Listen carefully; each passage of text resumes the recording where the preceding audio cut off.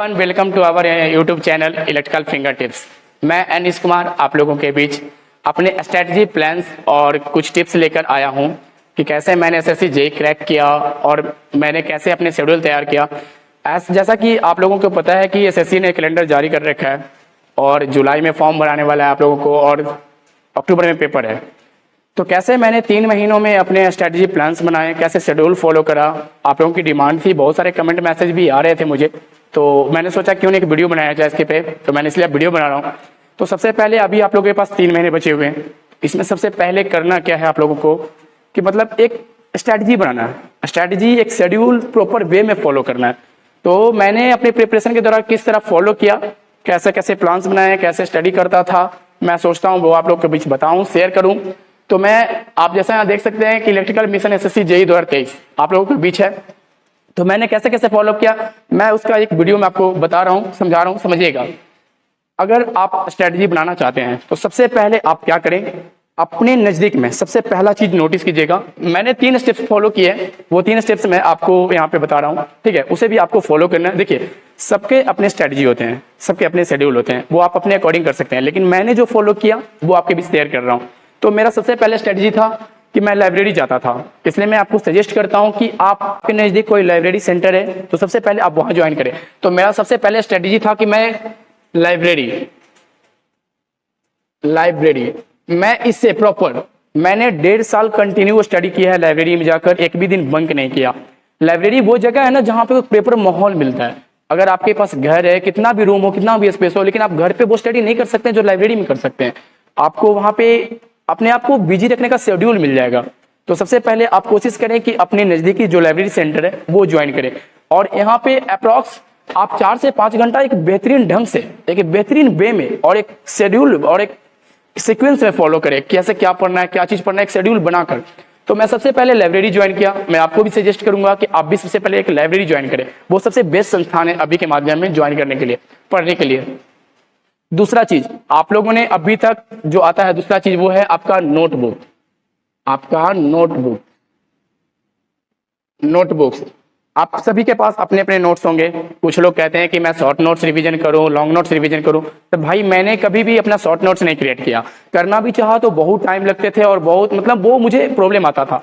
तो वो आपके अकॉर्डिंग है कि आप कैसे उसे मैनेज करते हैं।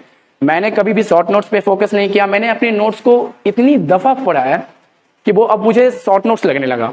मैंने अपने लॉन्ग नोट्स को ही पढ़ा है, मेरा कोई शॉर्ट नोट्स नहीं है। मैंने अपने नोट्स को एटलीस्ट 40 से 50 बार पढ़ चुका हूं अपने नोट्स को।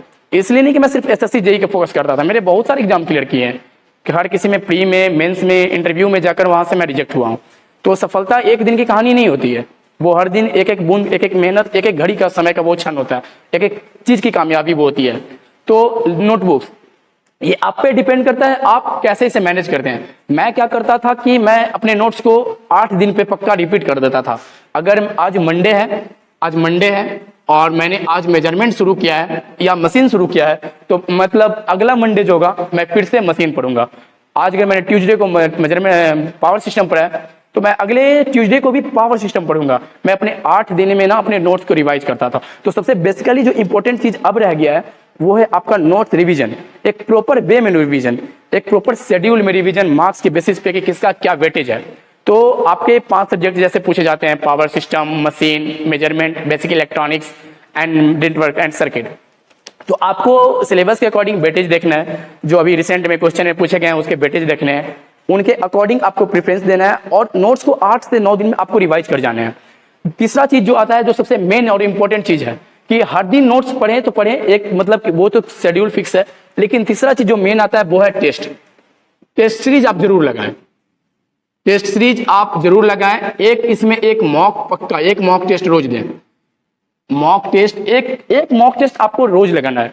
मैं सबसे पहले आता था लाइब्रेरी में, पढ़ता था, अपने नोट्स रिवीजन करता था प्रॉपर वे में। उसके बाद 1-1.5 घंटा पढ़ने के बाद मैं नोट्स टेक्स्ट बुक निकालता था, मैं टेक्स्ट बुक प्रीफर करता था। आप जिसको भी प्रीफर कर सकते हैं, मैंने टेक्स्ट बुक को प्रीफर करा है, अच्छे वे में करा है। उसके जितने नोट्स बनाए उससे भी मैंने नोट्स बनाए, टेक्स्ट बुक से भी मैंने नोट्स बनाए। एक प्रॉपर वे में इसका एनालिसिस करता था टेस्ट लगाने के बाद। आप जितने भी टेस्ट लगाएं, जितने देर का टेस्ट है उससे ज्यादा आप एनालिसिस पे ध्यान दें, क्योंकि इसके एनालिसिस, इसके क्वेश्चंस कुछ क्वेश्चंस कुछ पॉइंट ऐसे होंगे जिसको आपको नोट्स में भी लिखना है, एक पतली सी कॉपी भी रख सकते हैं नोटबुक के टाइप पे, जिसमें आपको मेंशन करना है वो चीज जो कहीं भी नोट्स में नहीं पढ़ाया जाता है, लेकिन वो मार्क्स कैरिंग वो क्वेश्चन होते हैं, तो उसको साइड से आपको लिखना भी है।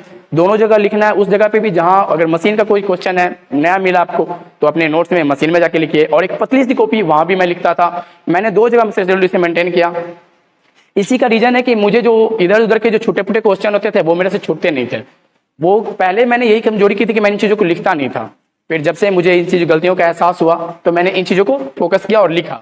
मॉक टेस्ट में 2 पार्ट आपका, एक होता है टेक्निकल, इसका 2 पार्ट, एक टेक्निकल, दूसरा है नॉन टेक।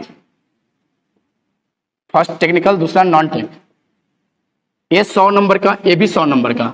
आपको कोशिश ये करना है कि अभी जब आप मॉक लगाते हैं, मैक्सिमम लोग तो मॉक लगाते हैं वो मोबाइल से ही लगाते हैं और लैपटॉप भी से भी लोग लगाते हैं, लेकिन मैक्सिमम जो स्टूडेंट्स होते हैं, मैं भी मोबाइल से लगाता था।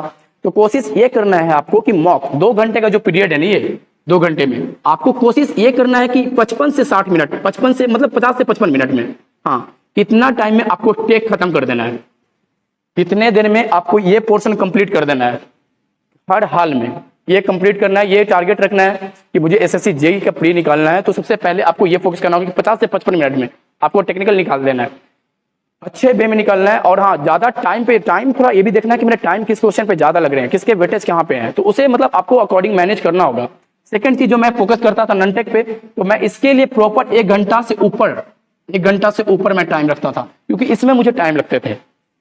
ये पोर्शन वो है जो हर लड़का बनाएगा, ये पोर्शन वो है जो आपको हर लड़कों से डिफरेंट बनाएगा। आपके मार्क्स कैरी यहाँ से होते हैं, यहाँ तो सब बनाता है, आपके कैरी यहाँ से मार्क्स होते हैं, तो आपको यहाँ सबसे ज्यादा फोकस करना है, इसके लिए टाइम मैनेज करना है। क्योंकि एग्जाम में ना जो मेरे मार्क्स आए हैं उसमें कुछ मार्क्स के वेटेज इसमें कम रह गए, क्योंकि इसको मैं मैनेज नहीं सही से कर पाया, ठीक है। लेकिन मैंने इतने मेरे अच्छे स्कोर मार्क्स हैं कि मेरे 138 मार्क्स प्री में है, तो मेरा इसमें भी वेटेज अच्छा है, इसमें भी वेटेज अच्छा है, क्योंकि मैंने इसमें वर्क किया है। तो आपको भी इसमें शुरू से वर्क करना होगा। और थर्ड पोर्शन जो आपको इसलिए एक चीज होता है कि आप क्या करें कि इनका पूरा रिवीजन टेस्ट लगाने के बाद एक पूरा एनालिसिस करना है आपको, एक पूरा प्रॉपर वे में एनालिसिस करना है, क्योंकि ये जो पोर्शन है सबसे इंपॉर्टेंट होगा आपके लिए। एनालिसिस जो होता है, जो मतलब अगर आप ये गलती यहाँ कर रहे हैं ना, आप वहां भी सेम गलती करेंगे अगर आप अच्छे से एनालिसिस नहीं करते हैं।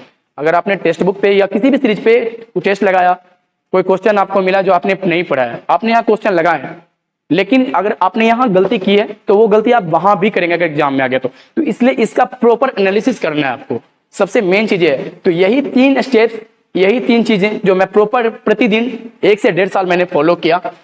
हर दिन मैं मेहनत करता था, मैंने कभी भी लाइब्रेरी बंक नहीं किया। सबसे पहले आपको कंटिन्यूटी रखना है, इसमें सबसे बड़ी चीज है कंटिन्यूटी, रेगुलरिटी होना चाहिए, बहुत इंपॉर्टेंट है। एक लाइन है कि एक दिन में कुछ नहीं होता है, एक दिन में कुछ नहीं होता है, लेकिन एक दिन जरूर कुछ होता है।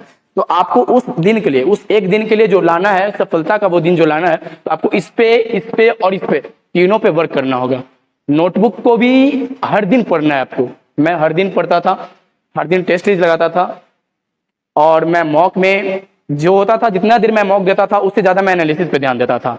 तो एनालिसिस आप करें, प्रीवियस ईयर भी लगाएं, वो बहुत इंपॉर्टेंट है। स्ट्रैटेजी सबसे पहले तो यही चीज होता है, और इसे प्रॉपर वे में फॉलो करें। तो अगर आगे आपको कोई भी इंक्वायरी रह गई हो इसके बाद भी, तो आप मुझे पर्सनल टेक्स्ट कर सकते हैं, कमेंट बॉक्स में आप वहां कमेंट पिन कर सकते हैं। इससे रिलेटेड कुछ अगर आपको और भी जानकारी चाहिए, आप मुझे मेरे personal Instagram handle electrical tips पे भी मैसेज करके क्वेरी पूछ सकते हैं। तो आप ये बताइएगा हमारा ये जो वीडियो है, स्ट्रेटजी प्लान है, कैसा लगा आप लोगों के बीच।